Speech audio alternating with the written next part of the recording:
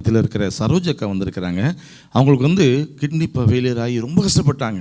ஹாஸ்பிட்டலில் அட்மிட் பண்ணி எல்லாத்தையும் இழந்து அவ்வளோ கஷ்டப்பட்டு, அவங்களும் அவங்க கணவரை வந்து ரோடு ஆக்சிடெண்ட்டில் இழந்து அவ்வளோ கஷ்டப்பட்டாங்க. ஆனால் கத்தர் விடவே இல்லை. திருச்சபையாக கிரேஸ்டியோ இணைந்து அக்காவுக்கு அதிகமாக ஜெபித்தோம். அவங்க ஜெபிக்கிறது மாத்திரம் இல்லை, அவங்க விசுவாசத்து நின்றதுனால பரிபூர்ண சுகம். இன்னைக்கு கிட்னி 2 நல்ல செயல்பட்டு கொண்டு இருக்கிறது. சந்தோஷமாக வந்து அநேக சாட்சி சொல்கிறாங்க. மத்தியில் அவங்க அக்கா வருவாங்க, சாட்சியை சொல்லுவாங்க. கடந்த 2019 நான் ரொம்ப பிழையினமாக ஆகி ரொம்ப முடியாமல் ஆனேன். அந்த நாட்களில் கூட மருத்துவரை நாங்கள் அணுகி பார்த்தபோது ஒன்றுமே உங்களுக்கு முடியலை அப்படின்னு நாங்கள் பார்த்தபோது அவங்க என்ன சொன்னாங்க, நீங்கள் ஒரு நாளுக்கு யூரினை டெஸ்ட்டு பண்ணி இந்த யூரினெல்லாம் எடுத்து கனெக்ட் பண்ணுங்கள், அது பிறகு தான் உங்களுக்கு வைத்தியம் நாங்கள் பண்ண முடியும் அப்படின்னு சொல்லிட்டாங்க. நான் ஒரு நாளுக்கு அதை எடுத்து பார்த்து அதை டெஸ்ட்டு பண்ணி பார்த்ததில் அது ப்ரோட்டீன் அதிகமாக போயிருக்குது, அதனால உங்களுக்கு கிட்னி உங்களுக்கு செயல்படாது, டயாலிசிஸ் தான் நீங்கள் பண்ணணும் அப்படிங்கன்னு சொல்லிட்டாங்க. நான் எதுவுமே முடியாது அப்படின்னு சொல்லிட்டாங்க. உங்களுக்கு வயசாகிடுது. எனக்கு அப்போது 56 வயசு இருந்தது. அப்போது ஒன்றுமே முடியாது. 56 வயசு உங்களுக்கு வயசாகிடுது, நம்ம முடியாது, உங்களால் ஒன்றும் செய்ய முடியாது, நீங்கள் டயாலிசிஸ் தான் பண்ணணும்னு சொல்லிட்டாங்க. நான் டயாலிசிஸ் பண்ணணும் 2.25 வருஷம் நான் டயாலிசிஸ் பண்ணேன். 2019 2021 வரைக்கும் நான் டயாலிசிஸ் பண்ணேன். அதுக்கப்புறம் 2021 எனக்கு ஆண்டவர் கிருபையாக நான் ஆண்டவர் வேதத்தை தினமும் நான் வேதத்தை வாசி தியானிப்பேன். ஆனால் நான் வந்து அட்மிட் ஆவையில் ஒரு வசனத்தை நான் டெய்லி நான் வேதம் வாசிக்கையில் அன்றைக்கி நான் ரொம்ப சிக்காவி நான் ஆஸ்பத்திரியில் அட்மிட் ஆனோடனே ஒரு வசனத்தை இந்த எசேக்கியேல் புத்தகத்தில் 17வது அதிகாரத்தை நான் டெய்லி வாசிச்சுக்கிட்டே இருப்பேன். அந்த நாளில் நான் அன்னைக்கு ஆஸ்பத்திரி போய் நான் அட்மிட் ஆகிட்டு தான் பைபிளை வச்சு அந்த வசனத்தை நான் படிக்கிறேன். நான் ஆண்டவர்கிட்ட கேட்டேன், ஆண்டவரே எனக்கு ஒரு வசனத்தை நீங்கள் இருந்து கொடுங்க, அதில் எனக்கு அதிகமாக படிக்க கூட தெரியாது, எனக்கு எப்படியாவது இதில் ஒரு வசனத்தை நீங்கள் கொடுக்கணும் அப்படின்னு நான் ஜெபம் பண்ணிவிட்டு நான் உட்காந்து ஆஸ்பத்திரியில் அட்மிஷன் ஆகி உட்காந்துருக்கிறது அந்த வேதத்தை நான் வாசித்தேன். அந்த வேளையில் நான் வாசிச்சுக்கிட்டே வந்தேன். கடைசியில் உள்ள வசனத்தை நான் வாசிக்கும்போது அந்த வசனத்து மூலமாக ஆண்டவர் என்னோட கூட பேசின மாதிரி இருந்தது. அந்த வார்த்தையை நான் வைத்து நான் ஜெபம் பண்ணேன். அந்த வசனத்தில் என்ன இருக்குதுன்னா, பழைய விருட்சங்கள் எல்லாம் பட்டு போகும், புதிய விருட்சங்கள் அதில் உருவாகும், கர்த்தராகிய நானே இதை சொன்னேன், நானே இதை நிறைவேற்றுவேன் என்று ஆண்டவர் அந்த கடைசி வார்த்தையை நான் பிடித்து கொண்டு 2.25 வருஷம் நான் ஆண்டவரை பிடிச்சு கொண்டே நான் ஜெபம் பண்ணிக்கிட்டே இருந்தேன். இந்த வார்த்தையின்படி எனக்கு செய்யுங்கப்பா, அந்த வார்த்தையை ஆண்டவரே, இந்த வார்த்தையை நான் விசுவாசத்தோடு நான் பிடிச்சுக்கிட்டேன். ஆண்டவரே இந்த வார்த்தையின்படி எனக்கு நீங்கள் செய்யணும் என்று நான் சொல்லி அன்னுதினமும் ஆண்டவர் சமூகத்தில் இருப்பேன். அந்த 2.25 வருஷம் நான் டயாலிசிஸ் பண்ணிவிட்டு எவ்வளவோ பாடுகள் மத்தியில் கடந்து போனேன், எவ்வளவோ வேதனையின் மத்தியில் கடந்து போனேன். அதை என்னால் இப்போ உங்கள்கிட்ட சொல்லணும்னா அநேக மணி நேரம் ஆகும். ஆனால் நான் சுருக்கமாக அந்த சாட்சியை உங்கள் மத்தியில் நான் சொல்லி முடிக்கிறேன். ஆனால் ஒரு நாள் நான் ஜெபம் பண்ணிட்டு இருக்கேன். டயாலிசிஸ் பண்ண போவையில் அன்றைக்கி உட்காந்து ஒரு நாள் ஒரு 2.25 வருஷம் நான் பண்ணிக்கிட்டே அந்த 2.25 வருஷம் முடிஞ்சு கடைசியில் அந்த நாட்களில் நான் எனக்கு டயாலிசிஸ் பண்ணி ஒரு நாள் உட்காந்து ஆண்டவரை நோக்கி நான் பார்த்து ஒரு பாடலை மட்டும் நான் பாடினேன். அந்த பாட்டை நான் பாடிட்டு உட்காந்து அன்றைக்கி டயாலிசிஸ் பண்ண நான் படுத்துட்டேன். 4 மணி நேரம் அதை முடியும் போது நான் 20 நிமிஷம் தான் இருக்குது. என் காலெல்லாம் ரொம்ப முடியாமல் தண்ணிலாம் அதை எடுத்த உடனே அந்த தண்ணீரை எடுத்துட்டாங்க. காலை அப்படி மடக்கி பார்த்தேன், எனக்கு வந்து காலை மடக்கவே முடியலை. அந்த எனக்கு போதுமான 20 நிமிஷம் இருக்குது, நீங்கள் எடுத்துருங்க, எனக்கு இதுக்கு மேலே எனக்கு வேண்டாம் அப்படின்னு சொல்லிட்டு 20 நிமிஷம் அதை எடுத்துட்டு கொண்டு நான் அப்படியே நான் டயாலிசிஸ் பண்ண நான் அந்த க்ளீன் பண்ண இடத்துல டயாலிசிஸ் எல்லாம் கொண்டு அந்த க்ளீன் பண்ண போட்டாங்க. அதுக்கு பிறகு 20 நிமிஷத்துக்குள்ளே எனக்கு என்ன நடந்ததுன்னே தெரியாது. நான் அன்கன்ஷன் ஆகி எனக்கு பிபி லோவாகி ஐயில் போயிடுது.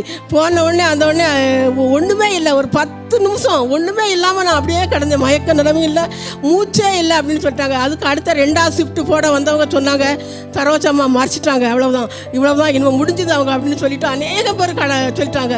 2வது ஷிஃப்ட் வந்து பார்த்தவங்க அங்கே உள்ள டாக்டர்மாருக்கு எல்லாரும் நர்ஸு எல்லாரும் பார்த்துட்டு இருதயத்தில் குத்துன்னு குத்திருக்காங்க. அப்பவும் மூச்சே வரல.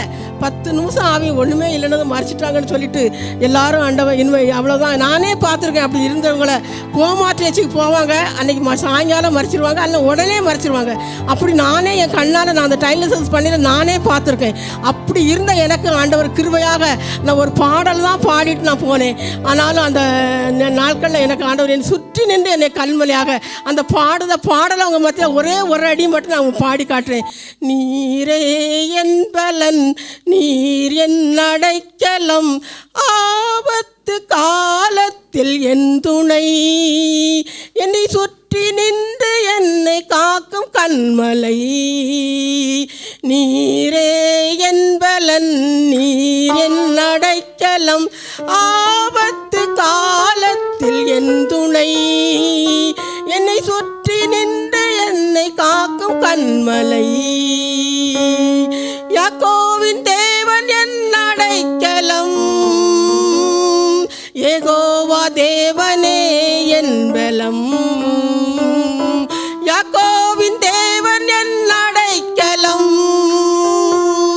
யெகோவா தேவனே என் பலன், கலக்கம் இல்லை பயமும் இல்லை எனக்குள்ளே, நான் இருப்பதோ கர்த்தரின் கரத்திலே, கலக்கம் இல்லை பயமும் இல்லை எனக்குள்ளே, நான் இருப்பதோ கர்த்தரின் கரத்திலே, நீரே என் பலன் நீர் என் அடைக்கலம், ஆபத்து காலத்தில் என் துணை, என்னை சுற்றி நின்று என்னை காத்த கன்மலை, என்னை சுற்றி நின்று என்னை காத்த கன்மலை, அமர்ந்திருந்து தேவனை அறிகிறேன், அவர் கரத்தின் வலிமை நித்தம் காண்கிறேன், அமர்ந்திருந்து தேவனை அறிகிறேன், அவர் கரத்தின் வலிமை நித்தம் காண்கிறேன், தாய் பறவை சேட்டை கொண்டு மூடியே கண்மணி போல் என்னை பாதுகாக்கிறீர், தாய் பறவை சேட்டை கொண்டு மூடியே கண்மணி போல் என்னை பாதுகாக்கிறீர், நீரே என் பலன் நீர் என் அடைக்கலம், ஆபத்து காலத்தில் என் துணை, என்னை சுற்றி நின்று என்னை காத்த கன்மலை, காலை தூரம் புதிய கிருபை தருகிறீர், காலம் எல்லாம் கருத்தா என்னை காக்கிறீர், காலை தூரம் புதிய கிருபை தருகிறீர், காலம் எல்லாம் கருத்தா என்னை காக்கிறீர், வலப்புறம் இடப்புறம் நான் விலகினார், வார்த்தையாலே திருத்தி என்னை நடத்துவீர், வலப்புறம் இடப்புறம் நான் விலகினார், வார்த்தையாலே திருத்தி என்னை நடத்துவீர், நீரே என் பலன் நீர் என் அடைக்கலம், ஆபத்து காலத்தில் என் துணை, என்னை சுற்றி நின்று என்னை காத்த கன்மலை, என்னை சுற்றி நின்று என்னை காத்த கன்மலை, ஆமாண்டவரே என்னை கிருபையாக அந்த நாட்கள் இந்த பாடலை நான் பாடிட்டு அந்த இடத்த சுற்றிலும் என்னை நின்று கண்மலையாக நீங்கள் பாதுகாருங்கப்பான்னு சொல்லிட்டு படுத்தேன். அந்த நாளிலிருந்து நான் ஆண்டவரே டைலர்ஸ் நான் பண்ணவே இல்லை. கர்த்தர் என்னை கூட இருந்து என்னை கிருபையாக என்னை பாதுகாத்தார். அவர் கண்மலையாக இருந்தார், அவர் கோட்டையாக இருந்தார், அவர் அரணாக இருந்தார், அவர் தஞ்சமாக இருந்தார், அவர் துருகமாக இருந்தார். என்னை விட்டு நான் உன்னை விட்டு விலகுவதும் இல்லை, உன்னை கைவிடுவதும் இல்லை என்ற அந்த வேத வார்த்தையின்படி என்னை கிருபையாக என்னை பாதுகாத்தார். அந்த நாளிலிருந்து இப்போ நான் சுகமாகி 3 வருஷம் தாண்டி 4வது வருஷத்துக்குள்ளாக நான் கடந்து வந்திருக்கிறேன். கர்த்தர் கொடுத்த அந்த கிருபையினால நான் நிற்கிறேன். நான் நிற்கிறதும் நான் நிர்மூலமாகாமல் இருக்கிறதும் அவருடைய சுத்த கிருபை. ஆண்டவர் ஒவ்வொரு நாளும் என்னை தாங்குதார், ஏந்துதார், என்னை சுமக்கிறார், என்னை தப்பு வைக்கார். ஆண்டவர் இப்போ கொஞ்சம் கூட இந்த கிரியாட்டு அளவு கூட ஒரு 2 புள்ளி அப்படியா இருந்தது. இப்போ நான் இந்த மாதம் நான் பிறந்ததுன்னு நான் டெஸ்ட் பண்ணிட்டு வந்தேன், நார்மலாக ஆயிடுது. ஒன்று உங்களுக்கு இன்றைக்கு எந்த நாளையில் அந்த அளவு இருக்கிறதோ அதே அளவில் என்னை கர்த்தர் இந்த நாளில் வைத்திருக்காரு. உங்கள் மத்தியில் வந்து நான் சாட்சி சொல்றதுக்கு இதே மாதிரி என்னை போல அநேக வியாதி உள்ள மக்கள் இந்த கிரைஸ்ட் டிவியை நீங்கள் பார்க்கலாம், அநேக பலவீனத்தின் மத்தியில் நீங்கள் பார்க்கலாம். ஆனால் எந்த பலவீனம் இருந்தாலும் சரி, நம்மளை பலப்படுத்துகிற கிறிஸ்துவாலே எல்லாவற்றையும் செய்ய நமக்கு பலன் உண்டு. அவர் நம்மளை பலப்படுத்துவார், நடத்துவார் என்று ஒரே நம்பிக்கையோட ஒரே விசுவாசத்தோட கர்த்தரை மட்டும் நீங்கள் சார்ந்து கொள்ளுங்க, அவரை மட்டும் நீங்கள் பிடித்து கொள்ளுங்க. அவர் ஒரு நாள் நம்மளை விட்டு விலக மாட்டார். ஆண்டவரே நம்மளை வியாதிகளிலே நம்ம மரண படுக்கையில் நான் இருந்தாலும் கூட என்னோடு என்னை சுற்றி நின்று பாதுகாத்த தேவன் உங்களை இந்த நாட்களில் எவ்வளவோ வியாதியில் இருக்கலாம், கண்ணீரில் இருக்கலாம், பாடுகளில் இருக்கலாம், உங்களை கிருபையாக அவர் ஆண்டவரை பாதுகாத்து நடத்துவார். உங்கள் வியாதி படுக்கையை மாற்றுவார். அவர் வல்லமையுள்ள தேவன். அவர் மகிமையான காரியத்தை செய்வார். அவரால் செய்யக்கூடாத அதிசயமான காரியம் ஒன்று உண்டோ? வேதத்தில் எழுதப்பட்ட வாக்குத்தத்தம் எல்லாம் ஆமென்றும் ஆமென் என்று இருக்கிறது. அந்த வார்த்தை நிறைவேறுது. எனக்கு ஆண்டவர் செய்த அதிசயம் உங்களுக்கு செய்ய அவர் வல்லமை உள்ளவராக இருக்கிறார். இந்த நாளில் நீங்கள் இந்த டிவி நிகழ்ச்சியை பார்க்குற ஒவ்வொருவரும் எவ்வளோ வியாதியோடு இருக்கீங்களா, பாடுகள் மத்தியில் கடந்து வரீங்களா, குடும்பத்தில் பிரச்சனையின் மத்தியில் கடந்து வரீங்களா, எல்லாத்துக்கும் ஒரே ஒரு முடியும் அவர் தான். உன்னை என்னை நோக்கி பார்த்தவர்கள் ஒருவரும் வெட்கப்பட்டதில்லை, அவர்கள் முகம் பிரகாசம் அடைந்து சொன்ன வாக்குத்தத்தின்படி அவரை நோக்கி பாருங்க. எத்தனை பாடுகள் வந்தாலும் சரி. ஆனால் இந்த வேதனையில் கடந்து வர கணவர் கூட என்னை விட்டு மறுத்து ஒரு ஆக்சிடென்ட்ல இறந்துட்டாங்க. அது மத்தியிலும் கூட அவரை நான் ஆண்டவரை விடாதபடி நான் பிடித்து அவரை பிடித்து கூட அது மித்தம் என்னை ஆண்டவர் சுகத்தை கொடுத்தாரு. என் கணவர் இறந்து 2020 இறந்தாங்க.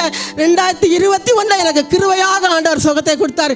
இப்போ 4வது வருஷம் நான் கடந்து போகிறேன். அவர் எனக்கு ஜீவனை தந்தார். என் காலங்கள் அவருடைய கரத்தில் இருக்குது என்று ஒரே விசுவாசத்தோடு நான் கடந்து போகிறேன். எவ்வளோ நாள் என்ன வச்சிருக்க அவர் சித்தம் கொண்டிருக்காரு, அவ்வளோ நேரம் வரைக்கும் வச்சிருப்பாரு. அதே மாதிரி நம்மளுக்கு வர வியாதி நம்மளை ஒன்றும் செய்ய முடியாது. அவரோட கூட நம்ம இருந்தோம்னா அவர் ஒவ்வொரு நாள் நம்ம நடத்துவார் ஆண்டவர். அப்படியாக இந்த டிவி நிகழ்ச்சி பார்க்குற உங்களுக்கு நான் ஒன்று சொல்கிறேன், ஆண்டவரை மட்டும் பிடிச்சிக்கங்க. எவ்வளோ பாடுகள் வந்தாலும் சரி, எவ்வளோ பலகீன வந்தாலும் சரி, அவரால் செய்ய முடியும். உங்களை பலப்படுத்த முடியும். வியாதியிலிருந்து அந்த மரண கூறுகளை முறித்து போட அவரால் முடியும். அந்த பலத்தை நீக்கி போட அவரால் முடியும் என்று நான் விசுவாசத்தோடு இருங்க. நான் அப்படித்தான் விசுவாசத்தோடு நான் பிடித்து கொண்டேன். இப்போ நான் அங்கே சுகத்தோடு உங்கள் மத்தியில் இந்த சாட்சியாக நிற்க ஆண்டவர் எனக்கு உதவி செஞ்சிருக்காரு. ஆண்டவரை கரத்தில் ஆண்டவரை என்னை ஒவ்வொரு நாளும் என்னை பாதுகாத்துக் கொள்ளுங்கன்னு ஒப்பு கொடுப்பேன். அதே மாதிரி ஒவ்வொரு நாளும் என்னை நடத்துகிறாரு. அப்படியாக இங்கே பார்க்குற ஒவ்வொருவரையும் கர்த்தர்லாமே வியாதியின் மத்தியில் நல்ல சுகத்தை தருவார், பலவீனத்தின் மத்தியில் பலனை தருவார். அப்படி அவரை நம்பி நம்ம வரும்போது கர்த்தர் எங்களை நடத்துகிறார். இந்த சாட்சியை உங்கள் மத்தியில் சொல்லதுக்கு ஆண்டவர் எனக்கு கிருபை தந்தார். அதுக்காக கொடான கொடி சோத்திரம், எனக்கு சுகம் கொடுத்த தேவனுக்கு கொடான கொடி சோத்திரம், துதிகளை நன்றிகளை எடுக்கிறேன். ஆமென்.